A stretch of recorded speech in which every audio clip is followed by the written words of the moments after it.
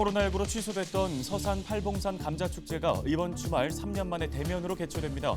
가뭄 피해를 본 감자 농가들은 이번 축제를 통해 판로가 확보될 것으로 기대하고 있습니다.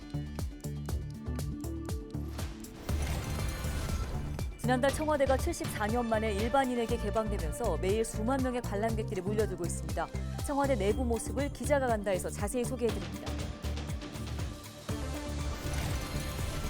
제11대 충남도 의회가 임기 마무리를 앞두고 주요 성과를 발표했습니다. 지난 4년간 의원 한 명당 조례 발의 건수는 평균 24건으로 전대에 비해 4배 많은 것으로 나타났습니다.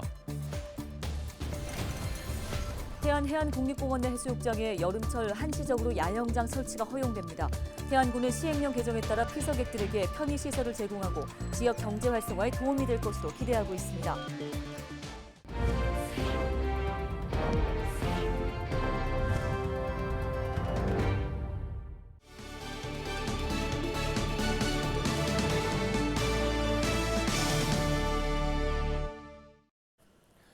여러분 안녕하십니까? 헬로티비 뉴스입니다. 첫 소식입니다. 극심한 가뭄으로 충남도 내 감자 수확량이 크게 줄었습니다. 그나마 수확한 감자도 상품성이 떨어져 농민들은 2중 3중으로 어려움을 겪고 있는 상황입니다. 네, 이런 가운데 코로나19로 중단됐던 서산 팔봉산 감자축제가 3년 만에 다시 열리게 되는데요. 특히 감자 캐기 체험, 농산물 판매장 등이 마련되는데 큰 기대를 모으고 있습니다. 보도에 정우석 기자입니다. 서산시 팔봉면의 한 감자밭. 때이른 무더위 속에 농민들이 감자 수확이 한창입니다. 씨알이 굵은 감자를 일일이 골라 담고 다시 가득 찬 포대를 트럭에 차곡차곡 쌌습니다. 하지만 수확의 기쁨을 누려야 할 농민들은 걱정이 이만저만이 아닙니다. 봄부터 이어진 가뭄으로 감자가 제대로 크지 못했기 때문입니다.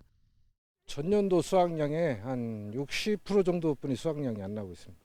지금 가뭄 피해 때문에 좋은 품질이 안 나오고 적은 사이즈만 나와서 작년 수입의 한 50% 정도뿐이 수익이 안 나오고 있습니다. 이런 가운데 서산을 대표하는 팔봉산 감자축제가 3년 만에 다시 열리게 됐습니다. 축제가 열리기도 전에 입소문을 타고 벌써 관광객들이 축제장을 찾고 있습니다. 흙냄새를 맡아서 땅 냄새를 맡으니까 좋을 것 같고 가족과 시간을 보내는 프로그램으로서는 아주 좋은 프로그램인 것 같습니다. 올해로 축제 20주년을 맞는 팔봉산 감자축제. 이번 축제에서 눈길을 끄는 건 기네스 게임입니다. 감자를 가장 길게 깎은 참가자와 제일 오래 들고 있는 참가자에겐 경품이 제공됩니다. 또 참가비 8,000원만 내면 감자 5kg을 직접 캐갈 수도 있습니다. 또 온 가족이 즐길 수 있도록 축하 공연과 보물찾기 등 프로그램도 마련됩니다. 많이 답답하셨을 겁니다. 이번 감자축제 다양한 즐길거리, 먹거리가 많이 준비했으니 청정지역 우리 팔봉산도 보시고 축제를 마음껏 즐기고 가시기 바랍니다. 관광객에게는 소중한 추억을, 감자 농가에는 희망을 주는 서산 팔봉산 감자축제. 이번 축제는 서산 팔봉산 행사장에서 오는 25일부터 이틀간 진행됩니다. 헬로티비 뉴스 정우석입니다.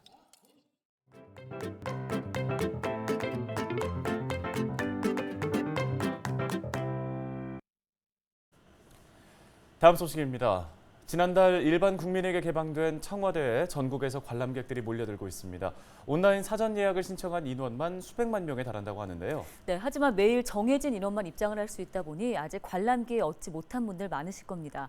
기자가 간다에서 직접 청와대 곳곳을 둘러보고 왔는데요. 김진재 기자입니다. 지난달 74년 만에 청와대가 일반인에게 개방됐습니다. 수만 명의 관람객들이 매일 청와대를 찾아오고 있는데요. 수십 년 동안 대통령의 공간이었던 청와대 내부 모습 어떤지 직접 들어가서 살펴보겠습니다. 정문을 들어서면 가장 먼저 눈에 띄는 건물이 본관입니다. 청와대 하면 떠올리는 이미지가 있죠. 뉴스에서 자주 봐서 익숙한 파란 기와지붕의 건물인데요. 청와대 중심 건물인 본관은 노태우 정부 시절인 지난 1991년 지어졌습니다. 프레스센터인 춘추관, 대통령과 가족이 생활하는 관저와 함께 완공됐는데 실제 나이는 30살 가까이 된 셈이네요. 본관 내부를 보기 위해서는 이렇게 줄을 서서 기다려야 하는데요. 관람객이 워낙 많다 보니 본관에서 시작한 줄은 수백 미터가량 정문으로 이어져 있습니다. 저 밑에 저기 정문 있잖아요, 정문. 한 여기 들어오는데 한 20분 정도 걸린 것 같은데요. 1시간가량의 기다림 끝에 본관에 들어서자 무궁화실이 나옵니다. 한쪽 벽면에 걸린 액자들. 바로 역대 영부인들의 사진인데요. 이곳은 영부인들이 진물을 보고 외부 손님을 만나던 공간입니다. 윤석열 대통령이 영부인실을 없애기로 결정하면서 용산 대통령실에서는 볼 수 없는 공간이기도 합니다. 이제 계단을 따라 올라가 볼까요? 벽면을 가득 채운 금수강산도가 눈에 들어옵니다. 김식 화가가 대동여 지도를 차용해 한반도를 현대적인 감각으로 그려낸 작품인데요. 관람객들의 사진 명소 중 한 곳입니다. 본관 2층에는 대통령 집무실과 외빈 접견실 등이 있습니다. 대통령이 각국 정상과 통화하는 장면 익숙하시죠? 뉴스 기사에서 자주 봤던 배경이 바로 이곳입니다. 본관 근처에는 외빈을 맞이하던 영빈관이 있습니다. 외국의 대통령이나 총리 등 국빈이 방문하면 공식 행사와 만찬을 진행하던 공간인데요. 지난 2017년 도널드 트럼프 전 미국 대통령 부부가 한국을 방문했을 때도 여기서 저녁 식사를 했습니다. 이렇게 언덕을 끝까지 다 올라오면 대통령과 그 가족들이 살았던 관저가 나옵니다. 관저는 현재 실내 출입이 통제돼 있어 건물 밖에서만 관람할 수 있는데요. 대통령들이 5년 동안 살았던 공간을 직접 살펴보겠습니다.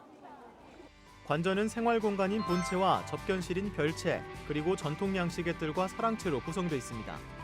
노태우 전 대통령부터 문재인 전 대통령까지 7명의 대통령이 이곳에 거주했는데요. 역대 대통령들이 애완견과 시간을 보내며 휴식하는 사진, 바로 그 배경이 이곳 관저입니다. 전통 한옥인 상춘제를 지나 산책로를 따라 내려가면 춘추관이 나옵니다. 춘추관은 대통령의 기자회견이 열리거나 기자들의 기사 송고실로 사용되던 공간입니다. 청와대는 지난달 10일 첫 개방 이후 한 달 사이 70만 명이 넘는 관람객이 몰렸습니다. 매일 수만 명의 인파가 몰리다 보니 청와대 내부는 그야말로 인산인해를 이루는데요. 청와대 주변 거리도 덩달아 사람이 많아졌습니다.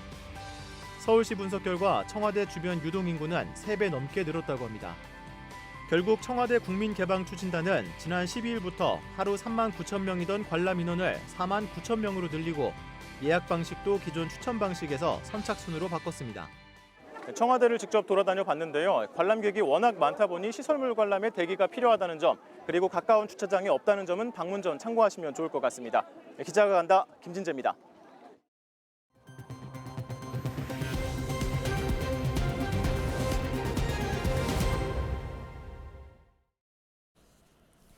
제11대 충남도의회가 임기 마무리를 앞두고 주요 성과를 발표했습니다. 도의회는 지난 4년간 의원 1명당 평균 24건의 조례 등을 발의했으며 이는 전때에 비해 4배 많다고 밝혔습니다. 회기는 모두 33회 운영해 1,494건의 안건을 처리하고 도정질문 500건, 5분 발언 378건을 통해 정책을 제시했다고 설명했습니다. 이 밖에 6개 상임위원회를 7개로 확대하고 인사청문회 대상 기관을 7곳에서 10곳으로 늘렸습니다. 태안해안국립공원 해수욕장에 여름철 한시적으로 야영장 설치가 허용됩니다. 태안군은 환경부가 자연공원지구 내 야영장 설치를 허용하는 내용의 자연공원법 시행령 개정안을 입법 예고한다고 밝혔습니다. 그동안 태안 지역 28개 해수욕장 중 24곳은 해안국립공원 내에 있어 야영장 등 기본적인 편의시설을 설치할 수가 없었는데요. 군은 이번 시행령 개정에 따라 관광객들에게 편의시설을 제공하고 지역경제 활성화에도 도움이 될 것으로 기대하고 있습니다. 서산의 대표적인 관광지인 개심사 연못의 수질과 악취 문제가 개선됐습니다. 개심사 측은 지역 기업의 자발적 기부 사업으로 사찰 입구에 있는 연못의 수질이 한 달여 만에 6급에서 2급으로 개선됐다고 밝혔습니다. 백제시대에 창건돼 1400년의 역사를 자랑하는 개심사는 봄이면 국내 유일의 청벗꽃을 보기 위해 수십만 명이 찾아오지만 그동안 주변 연못에서 악취가 나면서 방문객들이 불편을 겪어왔습니다. 개심사 측은 연못이 맑아지면서 앞으로 신도와 관광객들에게 쾌적한 환경을 기대할 수 있을 것으로 전망하고 있습니다. 전에는 물도 많이 탔겠고요. 악취도 많이 났었는데 지금은 아주 많이 좋아졌습니다. 저 노란 연꽃이 더 예쁘게 보인다, 아마 그런 얘기도 합니다. 예.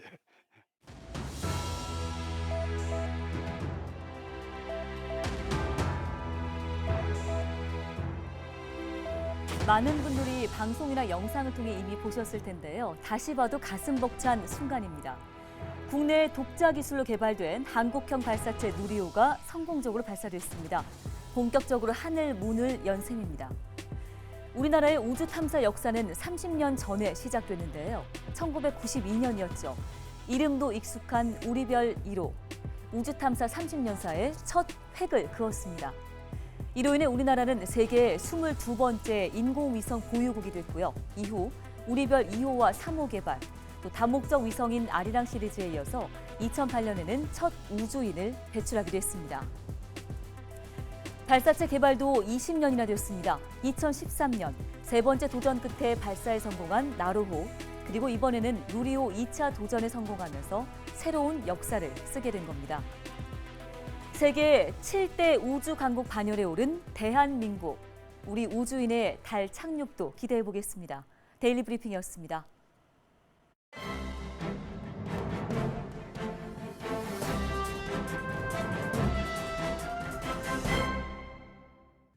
신문 브리핑입니다. 지난 1일 오후 2시 45분경 충남 서산시 양대동의 한 웅덩이 인근에 주차된 승용차에서 불이 나 자체 진화되는 일이 있었습니다. 경찰과 소방당국은 차량 주변에 피워놓은 모기향에서 불이 시작된 것으로 보고 정확한 화재 경위를 조사하고 있는데요. 충청권에서 모기향 등 향불과 촛불을 사용하다가 불이 나는 경우가 3년간 100여 건에 달하는 것으로 나타났습니다. 21일 소방청에 따르면 최근 3년간 대전, 세종, 충북, 충남에서 발생한 향불, 촛불 화재는 2019년 34건, 2020년 32건, 지난해에는 37건 등 모두 103건입니다. 이 기간 화재로 12명의 사상자가 발생했고 소방서 추산 5억 2,900여만 원의 재산 피해가 났습니다. 불을 붙인 모기향의 끝부분 온도는 400도 이상이기 때문에 발화점이 각 400도와 350도인 목재와 고무 등에 옮겨 붙으면 화재로 이어질 가능성이 높은데요. 특히 모기향은 창틀에 둘 경우 불어오는 바람에 불티가 주변 가연성 물질로 옮겨 붙을 수 있고 반려동물이 모기향을 건드려 화재로 이어질 수 있기 때문에 각별히 주의를 기울여야 합니다. 실내 냄새를 없애기 위해 피워둔 향초가 화재로 이어지기도 하는데요. 지난달 6일 대전 동구 낭월동의 한 아파트 베란다에서 피워놓은 향초가 쓰러지면서 불이 났습니다. 이 화재로 베란다 내부 5제곱미터가 소실되고 가재 도구가 불에 타 소방서 추산 178만 원의 재산 피해가 발생하기도 했습니다. 소방당국은 모기향이나 향초 등을 피워둘 때 유리 소재의 받침대를 사용하고 반려동물로부터 떨어진 곳에 비치해야 한다고 당부했습니다.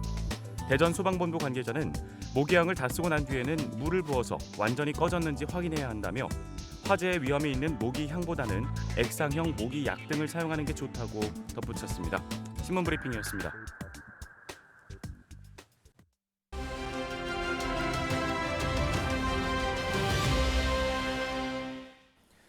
예산군이 주거 취약계층을 대상으로 공공임대주택 입주 연계 지원 사업을 추진합니다. 예산군 도시재생과 안정현 주무관을 전화 연결해 보겠습니다.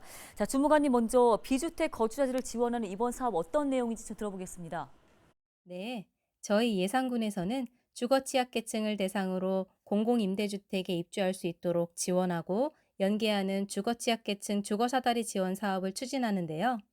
이 주거사다리 지원 사업은 국토교통부 훈령에 따라 쪽방, 비닐하우스, 컨테이너, 여관 등 이런 비주택에 3개월 이상 거주하고 있는 주거 취약계층을 대상으로 LH 공공임대주택을 저렴한 임대료로 공급해 쾌적한 환경으로 이주해 정착할 수 있도록 도와드리는 사업입니다. 네, 지원 자격 요건은 어떻게 됩니까? 네, 자격 요건은 지난해 도시근로자 가구당 월평균 소득의 50%인데요.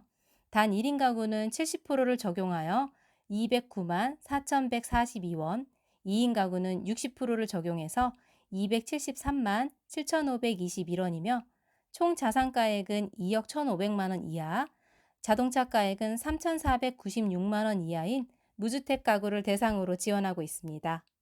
또한 최초 임대 기간을 2년으로 두고 2년 단위로 9번까지 재계약하여 최대 20년까지 거주할 수 있으며 신청은 거주지 읍면 행정복지센터를 통해 연중 신청 가능합니다.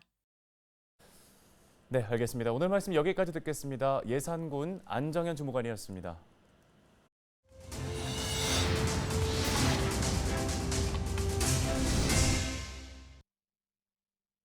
오늘 저희가 준비한 소식은 여기까지입니다. 시청해주신 여러분 고맙습니다.